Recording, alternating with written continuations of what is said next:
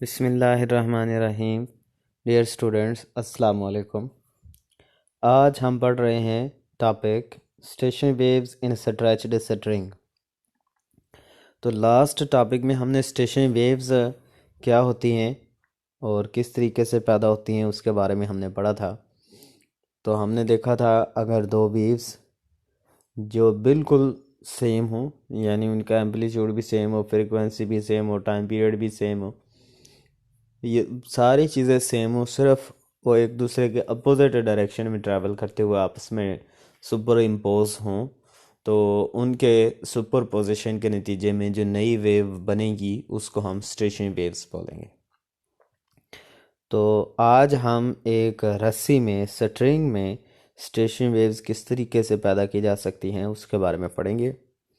तो हमने एक रस्सी ले ली है ऑफ लेंथ L और इसको हमने दोनों एंड से क्लैम्प्ड कर दिया, यानी बांध दिया। The tension in the string is denoted by F, और रस्सी की जो टेंशन है उसको हमने F का नाम दे दिया है। यानी एक रस्सी है, उसको हमने दोनों सिरे इस तरीके से फिक्स कर दिए, ऐसे खींच के हमने उसको फिक्स कर दिया। रस्सी जो है वो टेंशन के अंदर है, उस रस्सी के अंदर जो टेंशन है उसको हमने F का नाम दिया है, और जो उसकी लंबाई है उसको हमने क्या नाम दिया हुआ है, L का नाम दिया हुआ है। तो रस्सी जिसकी लंबाई L है, जिसमें टेंशन F है, उसके अंदर हम स्टेशनरी वेव्स पैदा कर रहे हैं। एक बात हम याद रखेंगे, दोनों सिरे जो फिक्स होंगे, दोनों सिरे जो फिक्स होंगे, रस्सी जब वाइब्रेट करेगी तो ये वाले जो एंड्स हैं जो फिक्स हैं, ये वाले वाइब्रेट नहीं कर सकते, ये इसी जगह पर फिक्स ही रहेंगे। ये इस तरीके से ऊपर या नीचे मूव नहीं कर सकते। तो इसका मतलब ये जो एंड्स हैं, रस्सी के एंड्स, इनका जो एम्पलीट्यूड है या इनका जो डिस्टेंस होगा मीन पोजीशन से, वो हमेशा ज़ीरो रहेगा। यानी ये हमेशा मीन पोजीशन पर ही रहेंगे। और आपको पता है वो पॉइंट्स जिनका मीन पोजीशन से फासला ज़ीरो होता है उनको हम क्या बोलते हैं, नोड्स। तो इस रस्सी के अंदर जब स्टेशनरी वेव्स पैदा होंगी तो ये दोनों पॉइंट्स क्या बनाएंगे, नोड बनाएंगे, क्योंकि ये वाइब्रेट नहीं कर सकते, ये फिक्स रहेंगे। तो ये बात आपने याद रखनी है। रस्सी के ऊपर एक स्टेशनरी वेव पैदा हो, दो पैदा हो, तीन पैदा हो, लेकिन जो एंड्स हैं रस्सी के वो हमेशा फिक्स होने की वजह से वहाँ पर हमेशा नोड ही बनेगा। तो हम सपोज करते हैं when the string is plucked and released। Plucked का मतलब है ये जो रस्सी है हमारे पास, इसको हमने यहाँ से पकड़ के ऐसे खींचा और छोड़ दिए। जब हम उसको छोड़ेंगे तो रस्सी में दो वेव्स पैदा होंगी जो एक दूसरे के अपोजिट डायरेक्शन में ट्रैवल करेंगी। एक फॉर एग्जांपल हमने यहाँ से प्लग किया है तो एक वेव इस तरफ को जा रही होगी, एक वेव जो है इस तरफ को जा रही है, ये क्रस्ट जो है ये इस तरफ को जा रहा है और एक ट्रफ जो है इस तरफ को जा रहा है।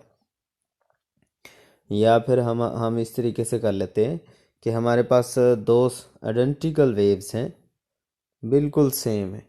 जब हम यहाँ से प्लग करेंगे एक वेव इस तरफ को जा रही होगी, एक वेव इस तरफ को जा रही होगी। ये क्योंकि एंड्स इनके फिक्स हैं तो ये अपने एंड्स से टकरा के वापस आएंगी, और जब ये वापस आके आपस में टकराएंगी, सुपर इम्पोज होंगी, तो वो इस तरीके से इम्पोज होंगी कि हमारे पास इस तरह के लूप बनेंगे।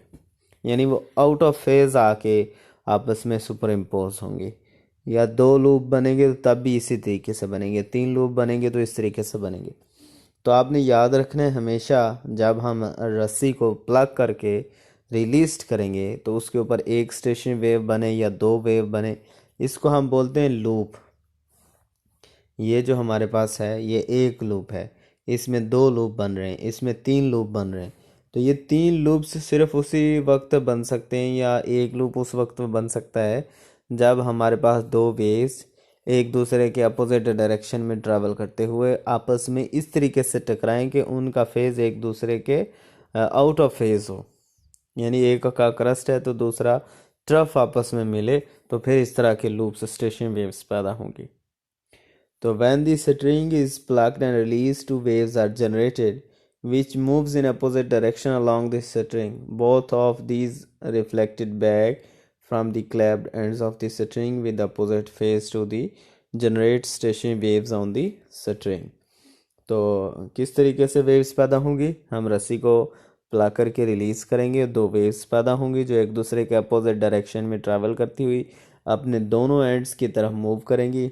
एक वेव इस तरफ को, दूसरी वेव इस तरफ को, ये टकराने के बाद वापस आ जाएंगी, पलट जाएंगी, और ये जब एक दूसरे के साथ मैच होंगी तो इस तरीके से मैच होंगी कि इनका जो फेज़ है वो एक दूसरे के अपोजिट होगा, तब जो वेव्स पैदा होंगी वो स्टेशनरी वेव्स पैदा होंगी।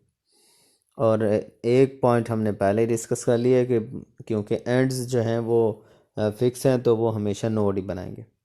तो अब हम स्टेप बाय स्टेप देखते हैं कि एक लूप किस तरीके से बनेगा। और फर्स्ट उसको हम फर्स्ट हार्मोनिक भी बोलते हैं, उसको हम फंडामेंटल हार्मोनिक भी बोलते हैं, जिसकी ये डायग्राम हमारे पास, ये फर्स्ट हार्मोनिक है, फर्स्ट लूप भी इसको बोलते हैं, फंडामेंटल लूप भी बोलते हैं, फंडामेंटल हार्मोनिक भी इसको हम बोल देते हैं।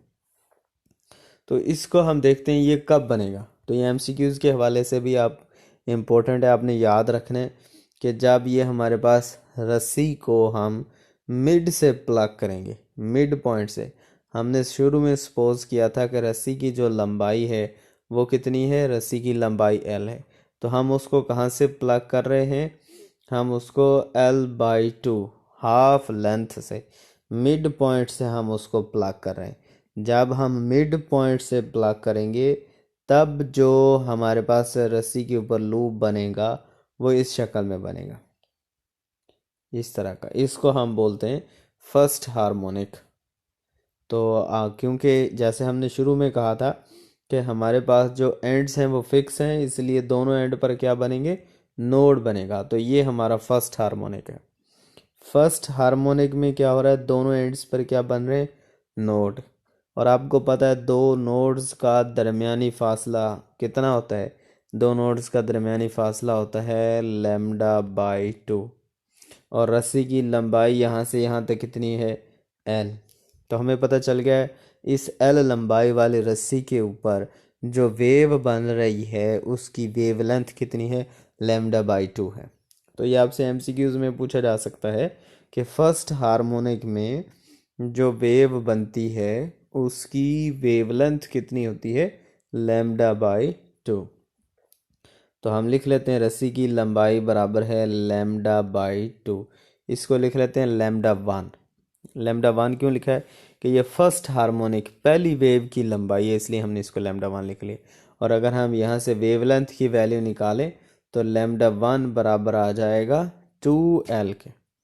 तो फर्स्ट हार्मोनिक की वेवलेंथ कितनी आ जाएगी, 2L।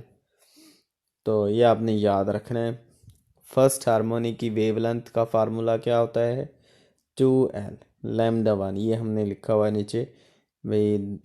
ये फर्स्ट हार्मोनिक है, ये नोड बन रहे हैं दोनों एंड्स पर, दो नोड्स के दरमियान फासला जो है वो λ/2 के बराबर होता है। और यहाँ से यहाँ तक रस्सी की जो लंबाई थी वो L थी, तो इसका मतलब L लंबाई वाली रस्सी के ऊपर जो वेव बन रही है उसकी लंबाई जो वेव बन रही है वो λ/2 के बराबर है। इसको हमने λ1 का नाम दे दिया है क्योंकि फर्स्ट हार्मोनिक है। यहाँ से फर्स्ट हार्मोनिक की वेवलेंथ की वैल्यू निकालें तो λ1 किसके बराबर आ जाएगा, 2L के बराबर आ जाएगा। तो ये तो हो गई वेवलेंथ। फ्रीक्वेंसी की वैल्यू निकालनी है तो आपको पता है स्पीड का फार्मूला होता है v=f λ। तो यहाँ हमने पुट कर दिया v=f1 λ1। क्योंकि फर्स्ट हार्मोनिक है इसलिए फर्स्ट हार्मोनिक की फ्रीक्वेंसी को f1 और वेवलेंथ को हमने क्या नाम दे दिया है, λ1 का। तो यहाँ से f1 की वैल्यू निकालें तो वो किसके बराबर आ जाएगी, v/λ1 के। और λ1 की वैल्यू ऊपर हम इक्वेशन नंबर 2 में निकाल चुके हैं कि वो किसके बराबर है, 2L के। तो f1 किसके बराबर आ गया, v/2L। तो ये भी आपने याद रखना है, फर्स्ट हार्मोनिक की जो फ्रीक्वेंसी है उसका फार्मूला क्या होता है, v/2L होता है। अच्छा, इसमें मज़ीद भी हम इसको अगर देखें तो ये f1 की वैल्यू हमने निकाली है v/2L। इसमें जो v है वो वेव की स्पीड है, जो स्टेशनरी वेव्स रस्सी के ऊपर मूव कर रही हैं उनकी स्पीड है। तो जो स्टेशनरी वेव्स मूव कर रही हैं रस्सी के ऊपर, उनकी स्पीड का इन्हिसार जो है वो किस चीज़ पर होगा। तो देखें उसका formula v is equal to F over M. यानी ये फार्मूला हमें बता रहा है कि रस्सी के अंदर जो वेव्स की स्पीड होगी वो दो बातों पर डिपेंड करेगी।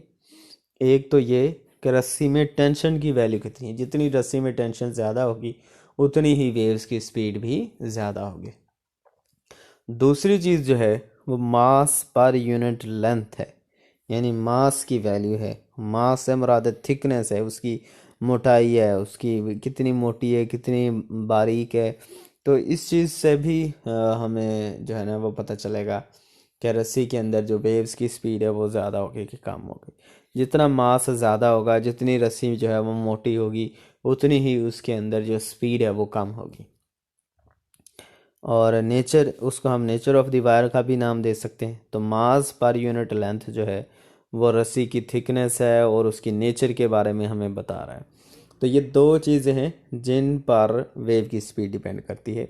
तो अगर हम ये वेव स्पीड का जो फार्मूला है v is equal to F over M under root, ये हम इस फंडामेंटल फ्रिक्वेंसी वाले फार्मूले में पुट करें इस v की जगह पर, तो फंडामेंटल फ्रिक्वेंसी का फार्मूला बन जाएगा f1 is equal to 1/2L F over M under root. तो ये फार्मूला भी हमने याद रखना है। ये फार्मूला भी फंडामेंटल फ्रीक्वेंसी का है, ये भी फंडामेंटल फ्रीक्वेंसी का है। तो इस फार्मूले में आप देख सकते हैं कि एफ़ जो है वो टेंशन है, एम मास पर यूनिट लेंथ की वैल्यू है, 2L नीचे L जो है वो रस्सी की लंबाई है। ये सब चीज़ें हैं जिनके ऊपर फंडामेंटल फ्रीक्वेंसी जो है वो डिपेंड कर रही है। तो इस टॉपिक में हमने क्या पढ़ा है, सबसे पहले तो हमने देखा है वे स्टेशनरी वेव्स क्या होती हैं। एक रस्सी के अंदर स्टेशनरी वेव्स किस तरीके से पैदा होती हैं कि अगर हम रस्सी को प्लग करते हैं किसी भी पॉइंट से पकड़ के, तो उसमें दो वेव्स पैदा होंगी, वो अपने अपने एंड की तरफ मूव करेंगी और वहाँ से टकराने के बाद वापस आएंगी, सुपर इम्पोज होंगी, तो स्टेशनरी वेव्स पैदा होंगी। उन स्टेशनरी वेव्स की स्पीड का इन्हिसार जो है वो दो बातों पर है, रस्सी की टेंशन और मास पर यूनिट लेंथ की वैल्यू पर है। तो रस्सी में जो वेव्स की स्पीड है उसका formula v is equal to F over M आ गया। फिर हमने देखा भी एक लूप कैसे बनेगा रस्सी का। तो उसके लिए हमने याद रखना है कि अगर हम रस्सी को मिड पॉइंट से पकड़ के प्लग करेंगे तो रस्सी के ऊपर एक लूप बनेगा, फर्स्ट हार्मोनिक बनेगा। और फर्स्ट हार्मोनिक की जो वेवलेंथ है λ1 वो किसके बराबर है, वो 2L के बराबर है। फ्रीक्वेंसी किसके बराबर है, फ्रीक्वेंसी हमने देखी है कि v/2L के बराबर है, या 1/2L f over M under root के बराबर है। तो नेक्स्ट फिर हम अगले लेक्चर में पढ़ेंगे। ओके, अल्लाह हाफिज़।